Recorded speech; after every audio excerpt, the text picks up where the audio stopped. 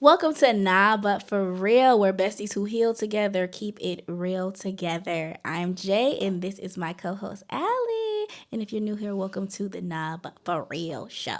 Okay, make sure before we get started that you are following us on all of our social media platforms at nbfr podcast. Make sure that you're following us on Instagram, Facebook, TikTok, Pinterest, because we'll be there. We'll be looking. Okay, y'all. So, before we get started, we're going to get warmed up with an icebreaker. My favorite. So, Allie, if you had to define your life as a genre, movie or book, how would you define it? What genre would it fall in? Women's fiction. Okay. And I say that because when I was like looking up like all the genres, so I was like, genres, what are they? So, like we didn't take a whole film class together. Okay. Maybe Ellie didn't study like she said she does. Yeah, I don't remember. But so, women's fiction, being that it's usually around the protagonist, the female protagonist, and their growth, and seeing like the growth of them throughout like the book or the movie. I see that as like me, because seeing as I grow and I age and I learn, I see that I'm like constantly learning and developing and like just growing and just developing, same as like the genre. So yeah. Women's fiction. Okay, good one. I gave myself coming of age comedy. Like like the show Never Have I Ever. That's what I was thinking. Never Have I Ever on Netflix. Have you seen that? Yes. That's what my life reminds me of. It's like constantly moving, and my mess ups are just funny to me. Like I look back and I'm just like, this is a hot mess. Like, but it just shows so much growth, like you said. My life, and it changes so frequently. It's like every episode is giving something wild. Like it can't just never be such a small change. Like it's always something like extreme. So I definitely give myself coming of age. I'm 25 and it's still giving like 16-year-old high school musical, like coming of age. It's funny, it's cute. That's what it's reminding me of. It's nothing too like traumatic. It's still giving PG-13 maybe. Okay. But I mean, not every point, girl. Like obviously, but She read my those parts face. are not in the film, but for the most part, my overall like experiences are giving PG-13. I don't just do things like crazy, X-rated things on a normal basis. I mean, let's just be honest. Like language-wise, it's not giving PG-13. I thought we were talking about the storyline. So somebody else can be casted. Oh, it don't gotta be me. Y'all know I cuss, okay? Anyway, we're going to get into today's episode. We're talking about genres because we're going to talk about being the author of your own narrative or your own story. So I want you to think about a time where maybe someone made you the villain in their story. Like, when was that time? Tell us about it. Give us a tea. And, like, tell us, like, how that made you feel. Like, I'm a Libra, so I'm very, very sensitive when it comes to my relationships with people. And so thinking about a time where I felt like I was the villain in someone's story. This person never said I was the villain, but I felt like the villain. So that's, I don't think anybody is just like, you're the villain. I don't think I mean, there's probably some people who be like, you're a horrible person. And then, So I've never had nobody tell me that. But there's people who will tell somebody, like, you are a piece of trash, right? So I've never had that. But I've had that feeling of, wow, not shit. Yeah. So, and it was when I was in 3rd grade. I will never, ever, ever, ever, ever forget. You probably already know where I'm going with this, don't you? You laughing. She laughing like she know what I'm about to say. I think so. So I'm in 3rd grade. And 3rd graders, they just speak their mind a little too much. Don't really. And I had that bad growing up, like not really being able to hold my tongue for anything. And so there was this girl, and my 3rd grade brain thought she looked pregnant. So I was like, oh wow, she looks pregnant. And then this boy was like, what did you say? And I was like, I said it again, and they were still acting like they couldn't hear me. So I forgot what happened, but I ended up writing it down on paper. I said, Blink looks pregnant. In third grade. In third grade. And so it's time for me to go. I'm grabbing my book bag or whatever because I got an early dismissal. And then I gave the note to the kid. And then the teacher sees it. Teacher reads it. Teacher's like, oh, this is so not nice. And you need to apologize. And I'm going to have your grandfather sign this and that. So I was all like, oh, no. Like, I mean, I just said she looked pregnant. I didn't say she was pregnant. I just said she looked. But I didn't understand, like, at that age, like, how that could be rude. Mm-hmm. And so I took it home, got it signed, of course. My grandpa's over here telling me, people get pregnant based off of the... I'm like, Grandpa, I don't need the sex talk. Like, I know how people get pregnant. I'm not saying she was pregnant. I'm saying she looked pregnant. Right. So still my third grade brain was just like, I don't understand. And now as an adult, I understand. And it makes me feel so horrible because I remember going to the person and apologizing, which... I don't know if they ever knew that I said that. Right. Why would she make you apologize if you didn't say it to Yeah, like... Whack. Yeah. Weird teacher. But I did apologize. Yeah. And I gave them a hug. And, like, I was trying to be, like, nice because I felt bad. And, yeah, I would say that that's definitely the time where I felt like the villain because, like, that was just something that was just not so nice. And, I just felt like, oh, no. Yeah. When I thought about this question, I was thinking, like... It's never been a time where, like... I mean, there's been times where I felt like the villain based off of my own, like, problem. Like you said, your own thing. So, like, you... In that situation, you were the villain. Right. Allie was giving villain, okay? But I automatically thought, like, times where, like, maybe in my book, I didn't think I was the villain, but only in somebody else's story. And then they kind of relate it back to me, and they're like... You're the villain. Like, and only in my book. Not, like, in your story, it's like, okay, the world knows that it's not nice to... Only you thought that you were the villain. That you weren't the villain. But in this case, it's, like, up in the air. How I took the question. It was, like, up in the air. But it's just, like, in this person's particular story, you're the villain. But in everybody else's, it's, like... Maybe they have to listen to the story. But then you get kind of scared because maybe they side with their side of the story and they're like, in their story, I'm the villain, but not in mine. Like, that's not what I meant. And so I feel like that happens to me a lot. Like, when I was thinking about this, I was like, oh, my God. I don't know if it's because I'm the Aries, but it's just like, I'll always be the villain. It's always the villain. I'm very kind of cut and dry with a lot of things. So people assume that it's not tied to emotion because I'm just like, yes, no. Like, I don't really live in gray areas. It makes me uncomfortable. I don't like that. I like flat out answers, And so when I talk very direct. I'm like, I'm going to do this or I'm not going to do this. And then, like I said, I have a lot of weight on my shoulders. Like, I put a lot of people's problems on my shoulders and I put a lot of people's, like, issues and, just problems. And I think I can carry them. And then when I'm finally like, okay, I've had enough. I'm not going to take on your problem. Everybody's like, no, you're terrible. Like, you should be you're completely different, and that's what happens a lot. And then I start thinking, like, not really now, but definitely in previous years, it would make me get into my shell. Like, okay, if I'm going to do things and the message is going to be received wrong, I just won't do anything at all. And that's kind of, I just reclude it. Like, I just won't do anything because it's no point of me sending a message if it won't be taken correctly. Right.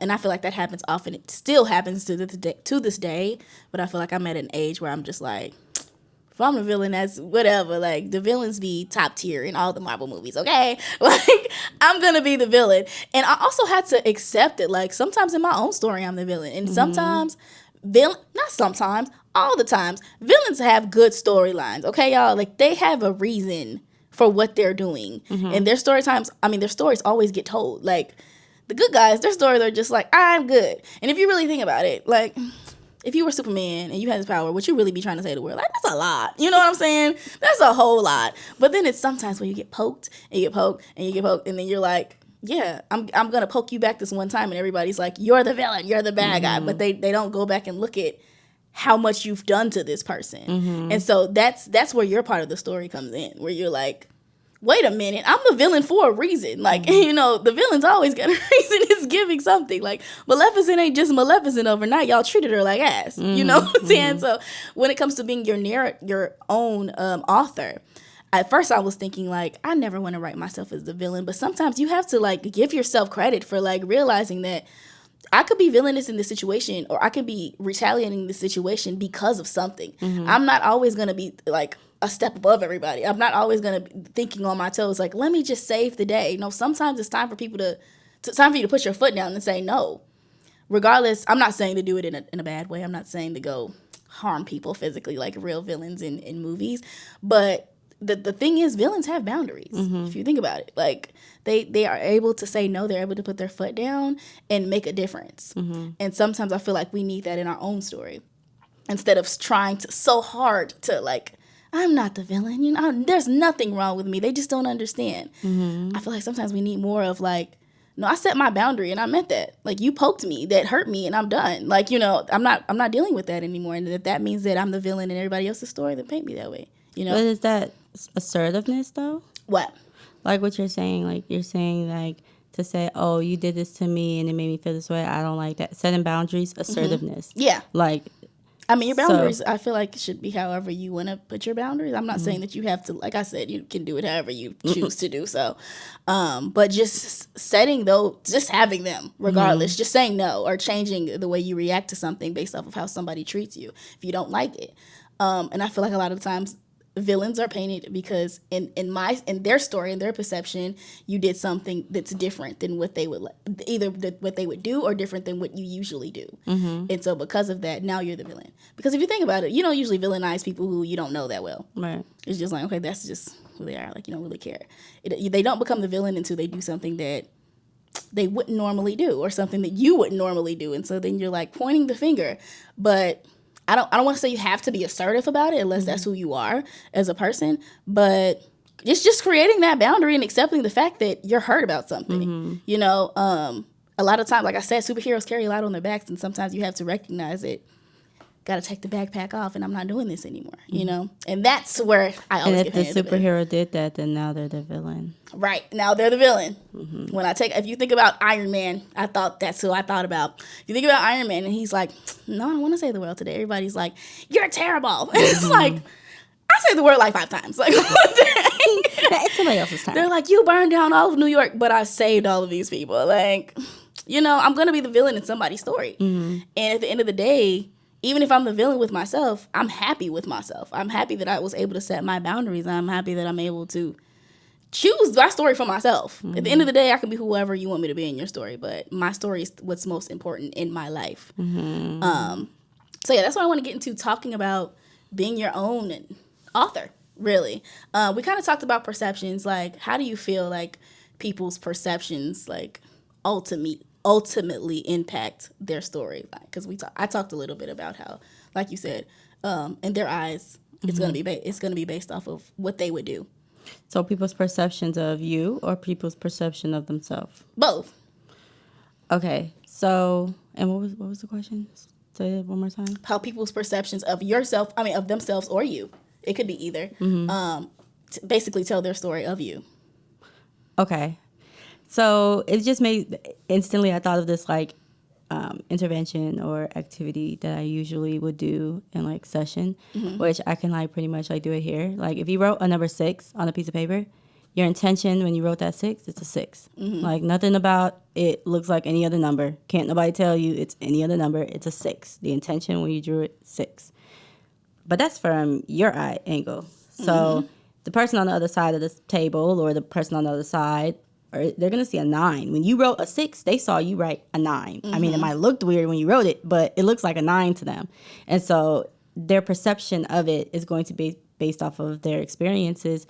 And their experience was, I'm on this side of the table, you drew that, and that looks like a 9. And you can't tell me it's a 6 because it's not a 6. It doesn't look like a 6. Yeah. And so that person's perception of you, or their perception of the action you did, it's like, I hate to say it doesn't matter, but it's like it doesn't matter. Like a person's perception of what you did or who you are, at the end of the day, it's not going to matter. What matters the most is what is your perception of who you are and the action you did. What was your intention when you did what you did? Or like you might do something with pure good intentions and somebody might see it as being like, oh my gosh, like why would you do that? Like that's horrible. You're a horrible person.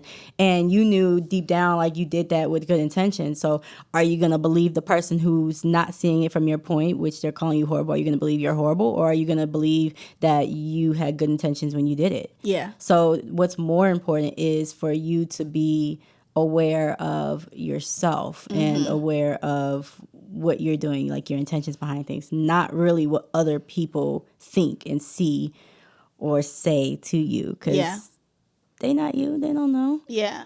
I feel like when it comes down to other people, like you said, what matters to you, what should matter most to you is your intentions. What should matter in terms of delivery, like with other people, is the impact. And I feel like that's the difference. Like when it comes to their story, like, yes, you should say, okay, I didn't want to make you feel that way, but I cannot change how you feel. Like we can't take ownership or take responsibility of how they feel after they feel that way. That wasn't my intentions, but like, I apologize for the impact. I apologize for it making you feel that way, but I can't change that. Like there's nothing I can do about that. And I feel like a lot of times people who don't have a firm understanding with themselves will make other people feel like, you did this to me. You're the reason I feel mad. You're the reason I feel like this. And it's like, I have no control over how you feel, literally. Right. Like you can choose how you feel at any given moment, which is why like I said, as I grow, I'm starting to realize like if people are upset with me, it's just like, go ahead, be upset. Like I say, I don't have beef with it. I don't care. Like I don't dislike you just because you dislike me. I don't care. You know, if you want to like me today and not like me tomorrow and then like me again, I liked you the whole time. So, you know. Right. You're a pretty cool person. Right, you're a pretty cool person. I still like you, you know. So yeah, that definitely made me think about like having your intentions are what matter most to you, but your impact is what you should care about for other people. Yeah. And not their emotions. That's the thing. Like if you knocked over you turn around and your butt hit somebody else's tower, for example. Obviously that wasn't your intention. Maybe you were just trying to grab another block to help their tower grow. So if they're like, you made me sad. No, I knocked over your building. Right. That's what I did. I did. And I apologize for knocking over your building. I cannot make you happy or sad. Right. You chose to be sad. Right. You didn't choose to grab another block. That's the thing. You wanted me to be the villain in this case, and that's not the case. And it's hard to get to that point. Like I said, because I've been painted as the villain so often, before it was just like, forget it. I'm just going to be the villain for everything, like on purpose. Like I'm going to purposely piss you off because I know for a fact that anything I do is going to make you mad. That's like the Joker. Like the Joker. I was giving Joker, y'all. I was giving Joker. But really, I'm Iron Man. You know, I was giving Joker for a long time. It's just like, oh, okay, you want to laugh? Like, oh, okay, cool. If you're going to make me upset or if everything I do is just going to piss you off, I'm going to piss you off on purpose. Like, for the longest, I was like that. And then it just got to the point where it's like, I'm wasting extra energy. And by tomorrow, I'm not even the villain in their storybook. And that's why it's so important to care about and write your own story.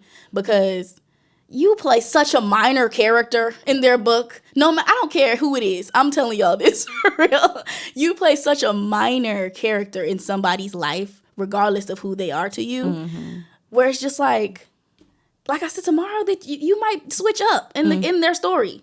Tomorrow they might feel completely different. So stop putting so much effort in who you are when they write the book. Right. Like it really matters about like who you are to yourself in your own storybook. And the scary part is a lot of times that a lot of people base who they are in their storybook off of who they are in everybody else's storybook. And you know, I'm glad you said that, because it's like when what you think, how you feel, and the way you behave, your action, it's all like together. It's they all intertwine into each other and work together. There is no behaviors without feelings and thoughts. There's no thoughts without feelings and behavior. Like everything, it comes together as one. And so, as you said, like there's people who they will base who they are. They'll base their character development or whatever based off of other people's storylines. They'll do that because literally, if they hear, especially if it's like everybody saying, let's say it's a kid. as a kid, they're told, like, they hear aunties and uncles say, oh my God, that kid's so bad. Then they go to school. Oh my gosh, why are you being so bad? And then they become 13, 14, and they're hearing, oh, you're always doing bad things. And so by the time they're an adult, they heard their entire life that they're bad. They're bad. I'm bad. In my book now. In my book, I'm bad. I'm expected to do bad things. And so that's kind of like what you said, like, oh, so you expect it from me, I'm going to give you what you want. And so that's when people will start to have that character development matching other people's lines when really, even if they heard their entire life, oh, you're bad, you do bad things and you never do anything good. Even if they did hear that, then teaching kids that it's very important, but teaching them that they are also the author of their own narrative. Just because somebody says you're bad, you can tell yourself in your head, like, I am a good person. I am a positive person. I'm creative. I'm this. I'm that. So that you can start to believe it. So then once you believe it, then you'll actually start to see the feelings around it are actually more lighter in the higher energy type of emotions versus the lower. So now you feel like a higher type of feel. And then your behaviors are actually going to represent something that's more possibly adaptive, actually healthier for you versus thinking you're bad. Yeah, and ends up changing other people's storybooks of themselves when they see examples of your book. That just made me think about, like, Black women. Like, we completely changed our entire storyline. Like, if you really think about it, and, like, I automatically thought when you were like, if people say you're bad, when you think about it, people used to say we're ugly, straight up. And it's just like, no, we're the face of this. You know what I'm saying? Like, no, I'm not. It took for somebody, and I don't know who, but it took for somebody to say, no, I'm not ugly. Like, I'm the standard of where I come from. This is what I look like. This is who I am. This is my history. And they had to rewrite their own narrative, even though not just one, their entire world was telling us that this is not true.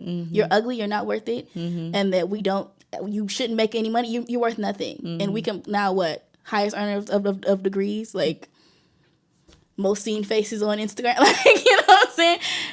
That's what it goes into. Like, when you start writing these stories for yourself, these stories become Bible. Like, you know what I'm saying? Like, they transform lives, not just your own. When people start reading your book and they're like, sounds like mine. That person looks like me and they low key act like me. So I don't care what anybody else is saying. I can identify with this person more than whatever y'all are saying about me, because it's based off of their perception. If everybody is seeing one look and then somebody turns around and look different, they're going to say this person is ugly because they don't look like the rest of everybody else. But if one person sees a whole tribe of people who look like them, and they're like, oh no, we bad over here, okay? Then they be like, we do this. We do bad over there. Yeah, it's like, okay, I'm with them. Like, I'm cute, you know? And that's what it takes, honestly. And it's hard. Like I was saying earlier, it's not easy to completely write a new book, especially because things change so much and you literally are writing a new chapter, like, on an hourly basis. Like, I'm a new person within the hour type shit. And that's not easy. So just turn around and say, like, everything, especially your parents, and everything that they said is wrong. And what I say today is going to go. I find that difficult when I'm changing, like, hobbies and stuff, or, like, changing, like, career paths, and everybody's like, but you're so good at this, and it's like, but I like this, and it's hard sometimes to stick to it, because it's like, maybe I don't like this anymore today, or maybe, should I stick with it, or should I, and if I leave, then everybody's gonna be I'm gonna basically go with everybody saying that you don't ever stick to anything, or that you should have just did what I said, so rewriting that story is not easy, and I'm not gonna sit up here and say that, like, I'm not gonna be, basically a cliche right now. I'm not gonna just go ahead and just change your life. It's perfectly fine. Like, just write it for yourself. No, it takes a lot, and I feel like, especially for kids, it's like almost impossible. Like, that's why, as parents, that's what you need to do. Yes, it seems impossible when there's a lack of, like, support or adults who are telling you something different. Like, if you have everybody, and kids are so vulnerable, they're sponges, they soak up everything, they believe what the world tells them, they're naive. So when you have everybody telling them something, then of course they start to believe it. And so that's why it seems like it's so hard to change that. Also, I feel like, as adults, not even speaking as children now, as you start becoming your own person, taking time to invest in every chapter of your book, like, so that when somebody does come around and they're like, you're the villain, you can have an explanation, like, because a lot of people feel like that. I'm not saying you have to explain yourself, right. but especially for people you love, like, think about your parents, for example, and they're like, I don't like this, you weren't raised like this, and you come back like, no, I've invested in this, I've studied this, I know this, and this is who I am, you know, although you don't like it, ABC, and it makes me feel good, right. So you know, when invest in every single chapter of yourself. Like, make sure people know that you know your own story, you know, and you can be your own author. So let us know, you guys, in the comments below. Let us know what your story is. You know, I love to read. So I love to get into it. I love to hear about everybody's lives. Also, let us know what genre you feel like your life fits into, because I feel like that's interesting, whether book or movie. Also, make sure that you're leaving us comments and reviews. Make sure that you're thumb upping all of our videos on YouTube, and make sure that you're following us on all of our social media platforms at NBFR Podcast. And until next time, I'm Allie, she's Jay. Bye-bye. No, I'm Allie, she's Jay. I'm Jay, she's Allie. Until next time, y'all. Bye. Bye-bye.